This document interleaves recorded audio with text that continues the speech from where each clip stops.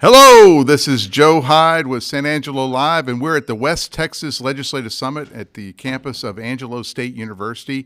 This is a live stream sponsored by the Chamber of Commerce, and I'm here with Senator Charles Perry, State Senator Charles Perry from District 28. And District 28, will you explain to me the confines of District 28, because it's really big? It's good to be here, Joe, and I appreciate you covering this event. It's a great event. It's a great event for the state and actually for the national guys to get a flavor of West Texas and real people. Senate District 28 is the largest political division that I'm aware of in the state for sure, probably nationally if you kind of knock out some of the demographic stuff. But 107 countries will fit inside my district boundaries. It's 48,000 square miles. 19 states actually fit inside Senate District 28. So it's a large area, diverse area, but full of West Texas values. Good deal. Well, in the state Senate, we'll get right into it. In the state Senate, of course, we know we have the fleeing Democrats. The Democrats have fled because they don't want Texas to pass voter integrity laws, right? That is correct. And That's so, what they say. but can you explain for the people out there why is it that Democrats can flee and shut down our ability to legislate? So specifically, the House Democrats are the ones that really broke quorum. Our Senate Democrats, we had several stay. The veterans stay because they know that this ends badly for them usually, that they don't have. So it is their right to break quorum.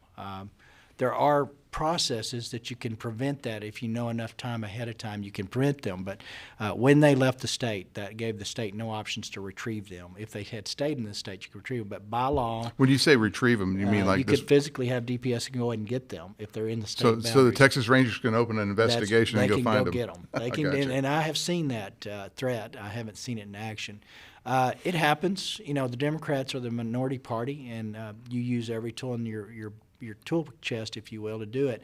I think they've way underestimated the political fallout for this. Most people, Democrat or Republican, expect you to go do your job. Mm-hmm. These folks have made a stand, I think improperly and very not very smart politically. I will tell you it's been a fundraiser for them. It's also been a vacation for some. And they loved sucking the air out of the national media for a week. But on their issues, they're just wrong. Okay, let's talk about voter integrity. I think if you were to poll your district, Lubbock, Abilene, San Angelo, that more than 50% would say that the November 2020 election was dishonest. I think there's huge concerns. And I think the question becomes is, do we have a system that if there are concerns, can they be addressed timely and properly? And so what really the bill that they're arguing about, it's more on a prevention side, that if we don't allow certain things to happen, we eliminate the need for concern on the back end. The bill that's in question, to be clear, really did nothing more than look at practices that were implemented under the name of COVID. Harris County specifically, they have drive-by voting, which makes every car a voting booth. Right. And so the problem with, see people say, well, what's wrong with drive-by voting? Yeah. So from what I understand, the argument against it is that you could have, this is a situation in Harris County that I'm familiar with because I've worked campaigns there, but you forced assistance inside the car. Exactly. So you can have a leftist political operative in the passenger seat where the voter is the driver, and he can, I guess, somehow sway that person to vote a certain way. You can have 4 people in there, and if there's an overdue influence, let's say an elderly person that think they're voting, there can be a lot of stuff. Because when you don't have the voting booth in the car, you actually have oversight, right? You have checks and balances on that vote. And is the person that's voting actually the one that's voting? And so you lose all of the protections around voter influence, overzealous activists doing the car. So that's the problem with drive-by voting. Now, we still have, for those that cannot leave their car, they're disabled, we have a voting method and have had forever to where those people can have things brought to their car with the proper protection. So drive-by voting was one. The other issue, and it got to the Supreme Court in Texas and unfortunately killed it, was 4 million mail-out ballots with no control. Right. They were just going to mail them to every registered voter with no population of who got them, who was sending them back, no way to track them. So that was another practice that was presented in Harris County under the name of COVID. So really what this bill did was took what was being proposed or actually tried to be implemented during COVID and said that's not going to work well. Texas has an aggressive early voting schedule. We've added to that in this bill. We gave more time on souls to the Well, polls. one of the other things they did in Harris County, they had 24-hour voting, right? So how is that not good for voting integrity? It sounds good, but here's what you got to remember. We require people at the polls to maintain integrity in elections. It's already a hard job to fill, right? Right. Not many people want to be an And a lot of election people, a lot of people that are watching the poll watchers are volunteers. They're right? volunteers, Right. and they don't get paid. And so it's really hard to make sure you've got the proper oversight at those polls 24/7. It puts a real burden. And here's the flip side of that. We haven't had 24-hour voting prior to COVID. And I get it. It's handy if you're a shift worker. But we also tell employers now that they're required to allow time for a person to leave to go vote. Now, the counter argument to this is you are suppressing the vote primarily for minorities in Harris County, who more minorities vote after 10 o'clock p.m. More minorities will vote if you have allowed them to drive through. More minorities will vote by mail, things like that. So the voter suppression argument, do you have a counter argument to that? Well, I have the counter. I don't think the data supports that, first of all. I don't think you see a disproportionate vote of the minority population after a certain time of day. I think people were accustomed to the Texas voting rules as they were. I think they served us well. COVID was a challenge, and we tried to accommodate their extra time at the early votes. We did allow some forgiveness. If you're in line under this bill at the time at 7 o'clock and you have to wait till midnight or later to get it, your vote's counted now. That was not something that was clear in the early voting record. But I don't think the narrative that's been, everything on the Democratic side now, if they can't get to the facts, they just throw a term racist on it, or it's just not supported by the facts.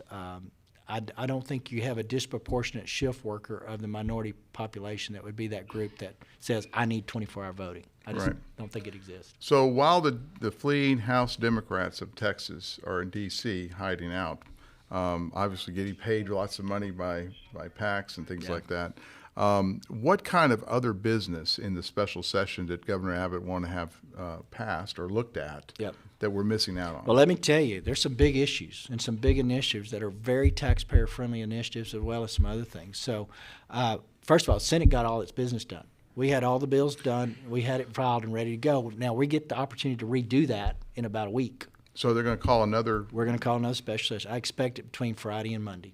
And do you think the Democrats are going to come back? I don't know. I can't predict it. But at some point, they do. At some point, they have to come back. We have a redistricting session. This happened in 2003, and our own West Texas rep, P. Gallego, he was the leader of the Democrats. I think they went to Ardmore, Oklahoma. Ardmore, I think the representatives went to Ardmore, and I think the senators went to somewhere in New Mexico.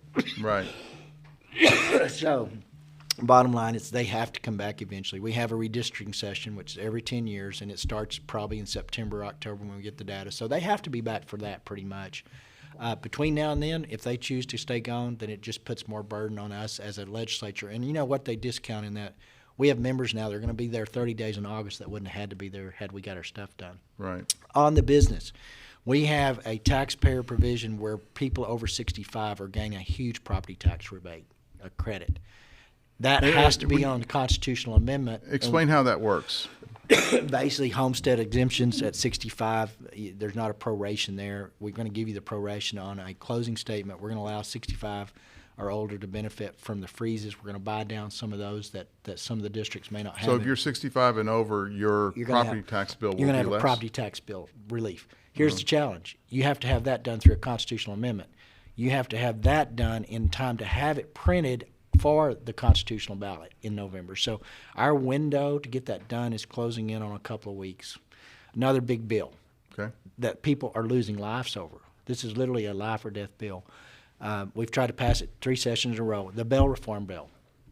So in Harris County is a good example. They voted out all their conservative law-abiding judges and replaced them with the progressive social justice warrior system. Since that time, 3 sessions ago, there's been 120-plus people die from people that were supposed to be put in jail that were actually bonded out at signature or no reconnaissance bonds, and they went out and committed heinous crimes, felons, hardened criminals. So that's a bill that we've tried to pass. Since session ended, We've had 5 people killed in Harris County from felons that would have been put back in jail and not bonded out. So had the bill. what kind of felons or what kind of? Can we bring some? I need some water too. All over the board. Hardened So criminals. aggravated assault. Yeah, or? it's pretty much up and down. Domestic violence, all of those people. So those judges look at it, and you saw the statistic come up in Chicago this week. Right. That 2% of the 39 killings this year have been indicted or prosecuted or pursued. It's this whole narrative in the Democratic-controlled cities of DAs that we got to allow. You know, it's allowing someone to walk into a 7-Eleven and walk out with $749.99, and they're not going to prosecute it across these states. So we just see that lawlessness take over. But this bail bill, by not passing, has actually created a situation where people have lost their lives. So that's one of the other provisions. What does the Senate bill do? The Senate bill actually tightens on what cannot be bonded out. I see. You know, it's kind of like I guess a bonding guidelines. It's a bonding guideline. We have those guidelines today, but we have judges that have chose not to even attempt to try to make good judgment. It's all about the politics of the social justice system and how everybody's been done wrong by it, and there's no good police officers, and we want to defund. All that narrative fits into this problem, but it has actually cost lives. Is it only happening in Harris County? Or no. I had a killing. A deputy sheriff lost his life last week in Levelland, 2 weeks ago now. Yeah. And I don't know. We reported on that, the Levelland. That guy was out on bond 4 days earlier and had a history prior. Now, would this law have addressed him specifically? I'm not sure. But you can see where judges are allowing people to get out for fear of publicity, for fear of being called a racist, for fear of called to be discriminatory, and just general bad judgment. So this is geared to give them clarity and guidance, I think, on what they should not be doing. Okay. What else is in the bill? So you got that. You got what other legislation are we missing? There is a women's health issue created by the Biden administration. Okay. So can you explain this? This happens on November 1st, right? November 1st. So current law since Bill Clinton put this in. Okay. The chemical abortion pill is required to have a in-person visit from the physician to prescribe that. If a woman comes in and says, I'd like to have the abortion, meets 10 weeks or less, there is a physical and an exam and a qualification done, and then they're actually prescribed that or not. That in-person visit is currently in FDA rules for the women's health because they're pills, and there's a misconception that if it's pills, it's safe. A large part of these women that take these pills have to go to the hospital for medical attention afterwards. The Biden administration is allowing FDA to say they're no longer going to require an in-person visit. So if you think about it, you're going to get a prescript from Planned Parenthood over the internet or some other function, get that pill distributed to you at the house with no exam, no oversight. If you're over the 10-week limit, this could be deadly. If you're not pregnant, this could be deadly. I mean, it's got all kinds of ramifications. So as pro-life as I am, and the fact that I hate that we're talking about aborting a fetus, this issue is really about the women's health. November 1st, that rule change goes in, or the lack of enforcement of a rule goes in. If Texas can get a law in prior to November 1st that says we still require in-person visits of the physician before you can take this pill for your safety, then we would have a rule on the books or a law on the books that could prevent it. So a lot of people think we do stuff that don't really matter. Truth of the matter is we've got several significant bills that are life-saving, life-changing, and life protection up and down the spectrum, and tax credits outside of the voter integrity bill that has kind of sucked all the oxygen out of the room. Right. All right. So obviously you anticipate Governor Abbott calling for another special session? Between now and Monday. I mean, we're actually going back to Senate on Friday to be ready for the work for the next call. So we could be working on the floor Friday or Saturday, depending on the call. You've already passed these laws. Twice. Twice? Are you going to pass them a third time? We're going to pass them a third time. And it's unfortunate what the Democrats do not consider. When we hear a bill, we have to have public testimony. So you're going to literally have a parent on the transgender issue or the UIL issue for boys and girls and girls. Wait, what's the UIL issue? So the UIL is currently, we have a system that would allow a transgender male, a biological male, to walk on to a girls' basketball team. Okay. And he'd be required to play or get to play. That's just not right. It's not fair. It's just so the Texas UIL allows this. Yeah. But it doesn't allow it by explicit, but by the way the process works, it can happen and does happen. I see. And so you have girls that are getting their accolades stolen from them their senior year running across the track field. That's happening across the country. It's here. It's not been this big a issue because we haven't seen it manifest, but it's coming across. But what the sad thing is you're going to have those parents that are on that other side, either side, have to come and go through another 10-hour hearing for this bill before it goes back to the Senate floor.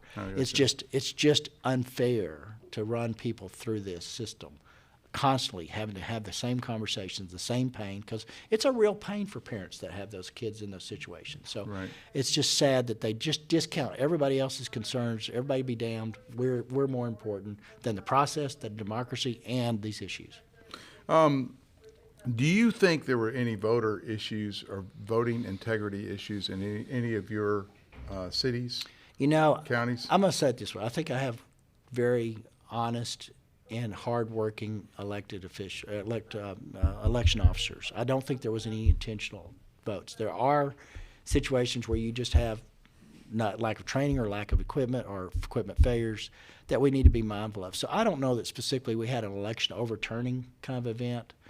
I will say this, where we blew it as a country, Pennsylvania was the only legitimate reason that we should have had a Supreme Court review, and it should have been shut down early. And the reason I say that is election law has been delegated to the states. Right. All election law starts at the state legislature. And that's specifically mentioned or laid out in the Constitution. It's there. Right. So the only one of these voter issues that came up that were legitimately on the front end, jurisdiction original to the Supreme Court, immediately stop all presses, was the Pennsylvania, because they were truly changing election law outside of the legislature.